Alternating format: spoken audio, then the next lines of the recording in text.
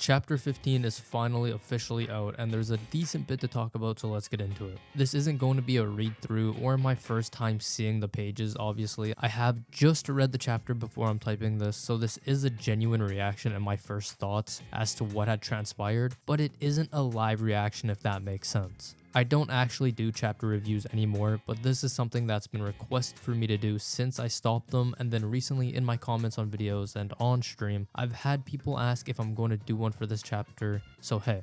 If it does well and I think the video is alright, I'll continue them for the future chapters, but if it doesn't, then I'll either stop it or just upload them for members only or something like that, so let's get into it. This chapter kind of has 3 separate parts to it, or 3 ways to split it and talk about it. So you have the Gaara Shinju attack, the code section, and the Boruto and Kawaki conversation. So what I'm going to do is leave timestamps below of each and talk about those parts so you can skip ahead or go back and stay until the end, because I'll actually rank this chapter and put it in a tier list, and I'll do that for every chapter review from here on out. But let's start with the Gaara attack. Matsuri pulls up with at least 4 clawgrams against Gaara and his 3 little minions, and straight away, this is something we already knew, but Matsuri and or the Shinju are well above Kage in terms of power. I mean, just look at the state Gaara is in. He's bleeding, sweating, hunched over holding his tummy on the brink of death, and that's like literally, like that's stated that he's about to die. But then if you go over and look at Matsuri, she's chilling with no damage, no marks, no sweat. So Gaara literally got no diffed here by them.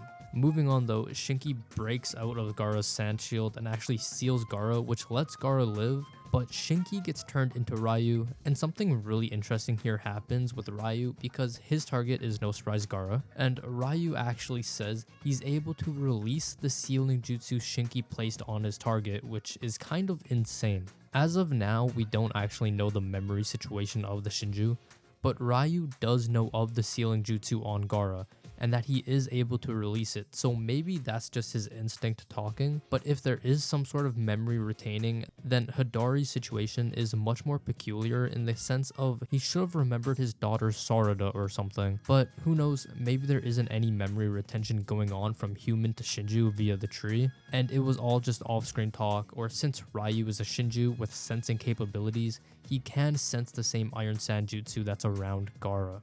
Speaking of Ryu's sensing capabilities, this transitions us cleanly into the code part of the chapter because Ryu sensed his eye peeking through the giant claw mark cube that's in their hideout space, which is kind of nuts that Ryu can sense that. And it also confirms that Code's claw marks can interact directly with the claw marks used by the Shinju, which is also why he was able to place his own marks and go through them to exit out of Jura's claw mark clothing. I have heard some people say that Code's claw marks couldn't interact with the Shinjus, but this right here is a blatant way to disprove that theory and argument, so there you go. Code's main part through this chapter though, and the actual only really important part story-wise for him from here, aside from losing his hand, is Jura tasked him to unalive Boruto and caution Koji, and in return he would give Code the chakra fruit from Kawaki to let him evolve into an Otsutsuki, which does give Code more motivation and more of an outright purpose and idea on what he's actually up to, instead of him just disappearing and no one knowing what he's doing.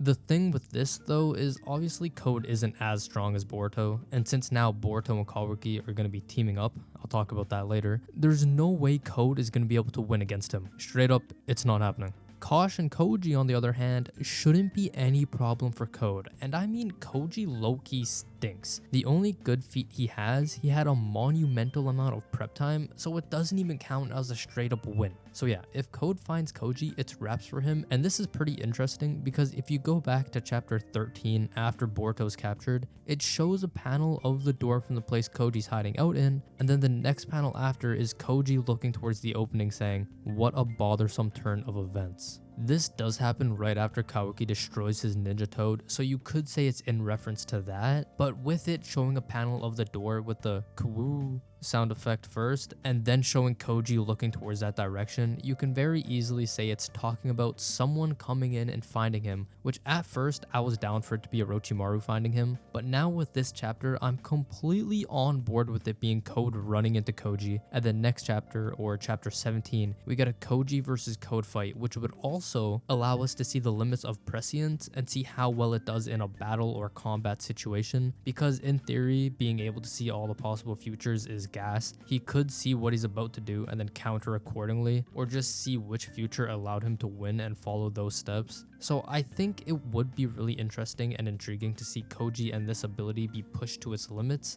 and actually get to see him go all out and what that would look like. On to the Boruto and Kawaki conversation. Firstly, the parallels and writing of having them both be on top of Naruto's stone face is really well done and I like it. I just had to get that out there. It's been their meeting spot since the beginning and it continues to do so. Well done. I'd also like to point out that every part of this conversation was important. I've seen many people say that they wish the conversation was shorter and it wasn't as long as it was, but it's only pages 30 to 41, so it isn't even half of the chapter, and like I said, every part of it was crucial, and in my opinion, I don't know if it's just me or not, I really enjoyed dialogue heavy chapters. I think the information and developments that come from just talking and a dialogue focused chapter happens to be some of the better ones in lots of other series. Boruto finally brings up Momoshiki and goes a little more in depth as to what happened and why he doesn't use karma, and he actually explains that he quote unquote stopped being who I am and started dying while still conscious and aware, which is absolutely crazy. Just imagine what that would be like. And he did say that Momoshiki has been completely quiet for the past 3 years, which it also answers the question lots of people have had, which is, did something happen during the time skip with Momoshiki, or has Momoshiki appeared during the blank 3 years, which would be no, he has not. Let me point out as well though, because I've been seeing it since the leaks dropped, and even now that the chapter's out, I'm still seeing this be said. No, Code did not beat Borushiki during the fight. Borushiki never appeared, and Boruto literally said that. He stated when he fought Code along with Sasuke, he used karma for the first time, and that's when he sensed something similar to the feeling I got when Momoshiki possessed me. The keywords here being something similar, meaning he didn't feel the same thing as he does when he gets taken over, and this is backed up by him saying that Momoshiki's been completely quiet these past 3 years. I genuinely don't understand how people are saying this when it's basically spoon-fed to you that Momoshiki has done diddly squat over the 3 years and is yet to appear. The best part of this conversation though is when Boruto explains that Amato actually altered Kawaki's body and placed limiters on his offensive abilities and adjusted his defensive and regenerative capabilities to above maximum levels. To word it differently, just in case you don't understand that, Amato limited Kawaki's power and attack and made it lower, while greatly upgrading everything defensive wise for Kawaki. So like I even said in my Kawaki is not a fraud video, go and check that out, he hasn't been at full power at all in 2 Blue Vortex when it comes to attack, while every durability or defensive feat was amped up massively. So the Kawaki that we've been so used to seeing in these past 15 chapters is not a good representation of what he's actually capable of, and moving forward, when he does confront Amato and gets changed back to normal, if that ever does happen, Kawaki will be closer to Boruto in strength, so when they do team up to fight Gaara and the Shinju, it will be an actual good duo since obviously no karma can be activated. Base Kawaki should be getting upgraded as well to a point where he can at least fight and not hold back Boruto, even if it does mean training. The last part of the conversation that's worth talking about is just the confirmation that they will be teaming up together to fight off the Shinju, which is amazing. I love it. It's great. This chapter really highlights their relationship and feelings and their dynamic. It's honestly perfect, and especially after this conversation, if you're sitting there hating on their dynamic and relationship, I'm convinced you don't actually understand the series or the narrative and their themes, because this is actually peak. Alright, so as I said I would, I'm going to be ranking the chapter, and as you can see, I have an open tier list. I have chapters 1 all the way through 15 in order. I'm not going to be ranking them all right now, but as the chapters come out, I'll rank a couple then, a couple here and there, just to do it, just so I can fill it out. But obviously we're going to start with 15, as it's the topic of this video. And right off the bat, it's not an F tier. If you think it's an F tier chapter, go and read it again. You're wrong. It's not D. In my opinion, just because it's dialogue heavy, I like what happened. I like the info gained from it. I'm thinking between A or B. And it's only I'm thinking right now, and I'm not instantly putting it up in there, is because none of the other chapters are ranked. If they're ranked, then I can compare it to the other ones and put it where like I want to put it. But for now, since S is obviously the best, F is just awful. I'll spoil it right now. There is no completely awful chapter in Boruto. It is on the better side of the chapters in my opinion. I don't know if I want to put it A, but I think I'm gonna put it high B for now, just because there's nothing else to rank it off of. As I continue this and there's gonna be more chapters every time I do this, I am probably gonna have to rearrange the chapters just because my opinions will change as time goes on. Right now, I'm gonna put it in B tier because of that reason.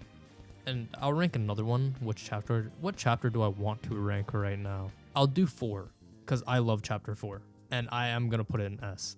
The chapter art aside, because this chapter cover sucks, I think it's an S tier chapter for sure. Let me just pull it back up and read it real quick. This chapter, I definitely remember it. This is an S tier chapter. And it's crazy because I just like went on and on about dialogue heavy, but it's the information gained from the dialogue that I like. And this chapter had fights, which is gas, and it had all of the information. I won't say all the information, but it had really good information from it. And this chapter, in my opinion, made 2 Blue Vortex.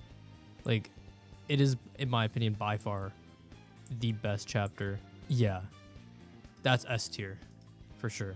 I think those are going to be the only 2 I rank this time. Next chapter, next month, I will probably rank maybe like 2 or 3 chapters, or I could just make a whole separate video making this tier list to catch up and explaining myself and my reasonings. Yeah, that's gonna wrap it up. Chapter 15 is in B tier. Chapter 4 is an S tier chapter.